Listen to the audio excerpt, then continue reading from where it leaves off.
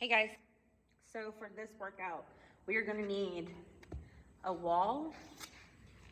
We are going to need a pad or some type of cushion for your knee during our kneeling workouts.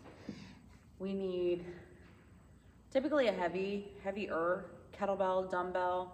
For this workout, I'm just using a dumbbell because it was the closest thing to me. And we need a mini band for the second half and a mat if you're not comfortable laying on the ground.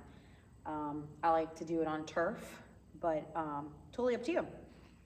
So first 4 movements, we have a kneeling split squat, a kneeling thigh drive, a single leg wall assisted RDL, and your wall drive, okay? All in correlation to speed and controlling that 45-degree shin angle, thigh separation, getting you used to all the speed mechanics. So number 1 is our kneeling split squat. We're gonna take a knee. For you guys, I want y'all to make sure that your pad is close to the wall in case you need that assistance. If you need the assistance, left hand on the wall, left leg in front of the pad. And then you're gonna lower your center of gravity to where that knee is on the pad of your right leg. So your weight will be in front of the pad, parallel to your left leg, foot. So we're gonna grab that weight with our right hand, roll that shoulder blade back, chest up, back strong. Make sure that your left leg has a 45-degree shin angle, not a 90-degree, okay? I really want y'all to get in the habit of 45-degree shin angles. And all we're gonna do is keep that chest up, pinch that penny in between your shoulder blades, and triple extend your back leg, okay? So when I say triple extend, I want you to drive your toes into the ground and then push through that forward leg, keeping that back leg completely straight, okay? No bend in your back knee. Turn your quad on, and then lower your center of gravity. Tap the pad, drive it up, okay? When I say drive it up, I want you to be fast out of your hips. So it's a tap the pad, drive it up. If you need that assistance for the wall, assist. If not, you can let go of the wall, lower your center of gravity, drive it up, okay? Again, make sure that knee is over your toe. And then to get a little bit more emphasis on your speed work, try to keep your nose parallel to your big toe, but your knee parallel to your pinky toe, okay? Almost like a forward lean. Extend, recover, extend, recover, and then you'll switch sides, 10 on each side, okay? From that same exact kneeling position, again, you have your wall if you need it. Left hand, left leg, right hand, right leg. You're going to grab that dumbbell. I think I want y'all to have your chest up. So if you can let go of the wall, then that's for the best to implement the stability portion. So we're just, from that kneeling position, we're coming all the way up into a thigh drive, okay? Making sure, just like on the day 1 where our knee was parallel to our hip, calf was crashed to the hamstring, dorsiflexion of the toe at the top. So right now, your left leg is stabilizing. We're digging that big toe into the ground. We're controlling our arch, and we're trying not to fall out of our single leg balance, right? While maintaining your right leg parallel to your hip, okay? And then you're going to lower your center of gravity on that left leg and try to put your knee back on that pad. It should be directly underneath that knee now because you did not allow that left leg, that left foot to leave the ground. If somebody staked you in the foot, staked your foot to the ground, your foot will not touch the ground, okay? So holding that weight, or you can do this with a weight vest. But we're just driving up into that thigh drive and then lowering your center of gravity back down into that kneeling position on the pad, okay? You can really do whatever you want with the weight. You can keep it by your side and make room for that thigh drive to come through. You can front rack, you can hold it out in front of you, you can hold something, a sandbag or whatever, a backpack, anything out in front of you. It's just pushing into the ground, recovering that back leg, and then lowering your center of gravity back down to the pad. That is your emphasis. Alrighty. Number 2, we are going to that wall assisted RDL. Goodness gracious. Let's see. Wall assisted RDL. And that requires 1 dumbbell. You're going up to the wall, placing your hip or your hands on the wall. Okay. If you're using your hip, put your hip on the wall, and if you're not using your arm, okay? So right now, I'm parallel to the wall. I'm going to take my right foot and put it behind my right hip, almost in like a kickstand position. Ball of my foot is the only thing that's touching.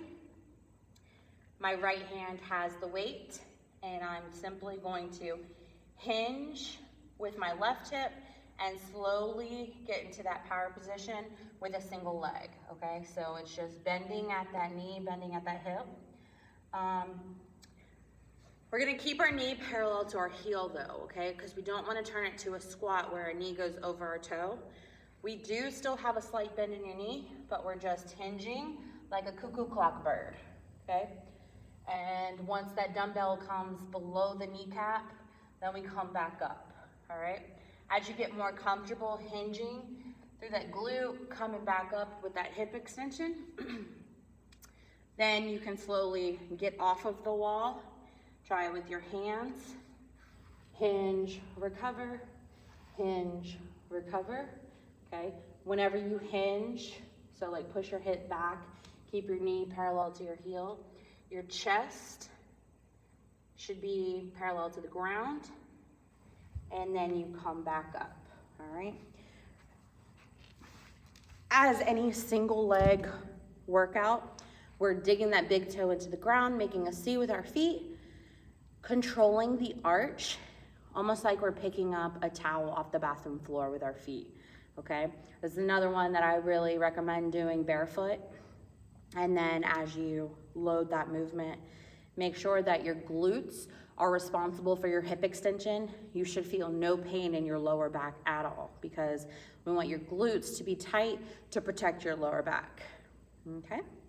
And then from that wall, we are going to try to get your arm distance away from the wall, then pivot facing the wall, okay? Both hands will be on the wall. And then slowly work your way down the wall to where your body is at a 45-degree angle, almost making a triangle with your body, the wall, and the ground, okay? So, arms are parallel to the shoulders, your hips are forward. We're gonna recover with our left leg up, okay? Left leg, your calf is to your hamstring, your dorsiflexion with your toe, and your right leg is triple extended. So we look like our step up to thigh drive, we look like our kneeling thigh drive, just at a 45-degree angle with the wall being what's holding us forward. Because with our hips forward, we get full range of motion in our stride. With our hips backwards, our range of motion in our stride is limited, because your hip's not fully extended to be able to allow your hip socket to get that full range of motion. So we want to make sure that when we fall into the wall, that our hips are forward so we can bring our knee to our chest almost, okay? So we load up the balls of our feet, keep our core nice and tight, our hips are forward, but don't allow it to bend your back, because we still want that rib cage to point to your pelvic bone to keep all of our core super, super tight, right? So from that position, we're going right leg up, crash your calf to hamstring, and then you're just switching one switch. So now your right leg is the one that's recovering being crashing that calf to hamstring, knee parallel to the hip, dorsiflexion. And then you're gonna switch 2 times. 1, 2, left, right. And then we're going 3 times. Right, left, right. Then we go left, right, left, left, right, left. Now we go right, left, right, right, left, right. Okay, so it's gonna alternate every time, but we're gonna try and go 1, 1, 2, 1, 2, 3. 1, 1, 2, 1, 2, 3. 10 different times on that combo, just trying to control our hips forward so that way we don't look like we're twerking and bouncing our booty up in the air, but that we look like athletes with that stride parallel to the ground. All right, so that wasn't too bad. That's our 4 movements for the first half. Goodness gracious. We have our kneeling split squat, our kneeling thigh drive, our single leg wall assisted RDLs, and our wall drive. Perfect, perfect, perfect.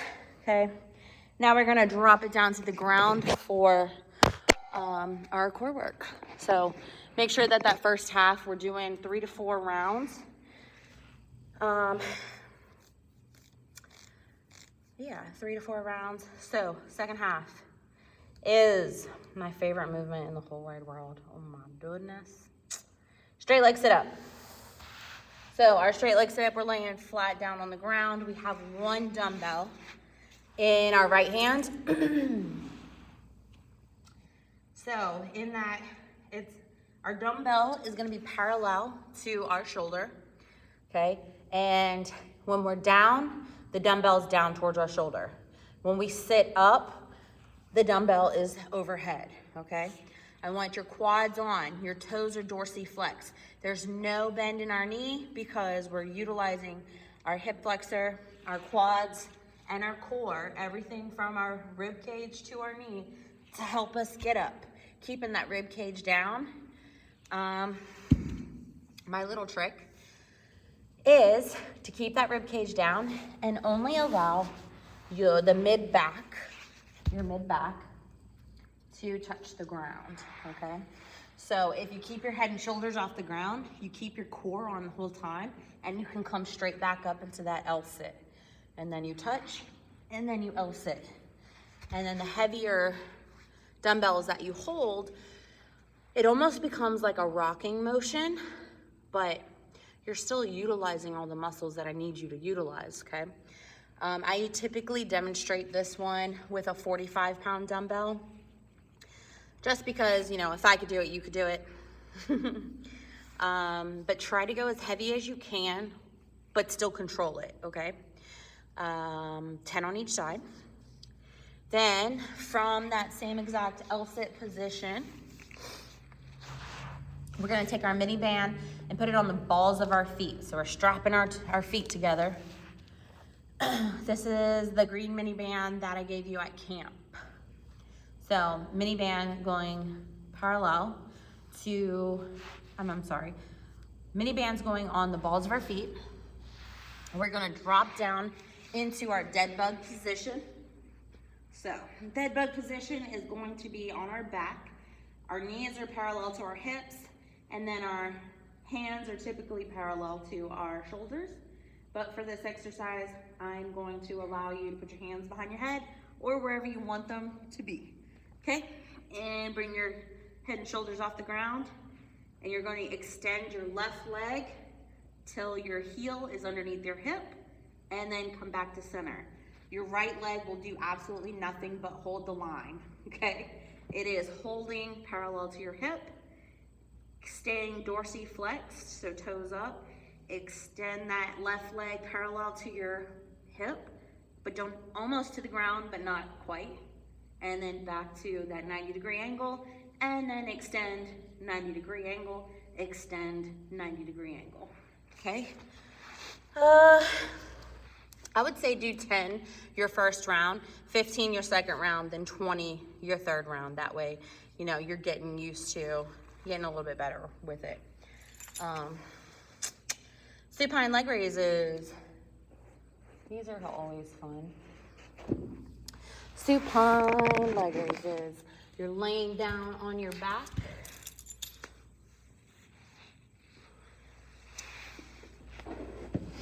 And then all you're doing is body leg across. And raise your legs to where your feet are parallel to your hips. And then back down. Don't let your feet touch the ground though, okay? Bonus points if we can get your head and shoulders off the ground, keeping that core nice and tight, straight, parallel to the hips, parallel to the ground, parallel to your hips, parallel to the ground, okay? You're going 15 supine leg raises unless you add, some of my athletes add a ball in between their ankles, like a weighted ball, to make it a little bit harder. We will also add a physio ball to get your adductors into play. So you can absolutely do that as well. Those are always a great addition. And same concept with the supine trunk rotations. You are going, laying down on the ground, getting your head and shoulders off the ground, extending your feet towards the sky. Your heels are gonna be parallel to your hips, and you're just letting your feet drop to the right side of the ground, and then back down, back up to center, and then dropping to the left side, okay? This is another one where I like to put a physio ball in between my ankles and allow my core to suffer because it's trying to control that additional weight. If you're not ready to add a physio ball or any type of weights, that's absolutely fine. Just control your legs going side to side, left to right. And afterwards, I mean, just hanging out with your feet to the left side for like 10 to 15 seconds allows for that decompression of the spine, and then allowing your feet to drop to the right side or the left side, and then holding that for 10 to 15 seconds, allowing your spine to decompress is great as well. Another stretch you can do afterwards is body leg across. Take your left leg parallel to that hip and allow your left leg to fall and try to reach your right hand, okay? I know the first time it will be very hard to try and reach your hand, but really try to exhale and reach that left foot to your right hand. Get back to center, and then alternate, bringing your right leg to your left hand. Make sure you exhale to lengthen the glutes and really get that deep stretch. It actually feels incredible. It's one of my favorites, and I don't do it often enough. All right, so that is it for your second half, your single arm straight leg sit-ups, your mini band thigh drives, your supine leg raises, and your supine trunk rotations. I would do like 3 to 4 rounds depending on how much time you have. But these are this is great. This is great for you guys. Well, me too. As always, if you have any questions, please feel free to reach out to me. I love answering questions, and have a great day.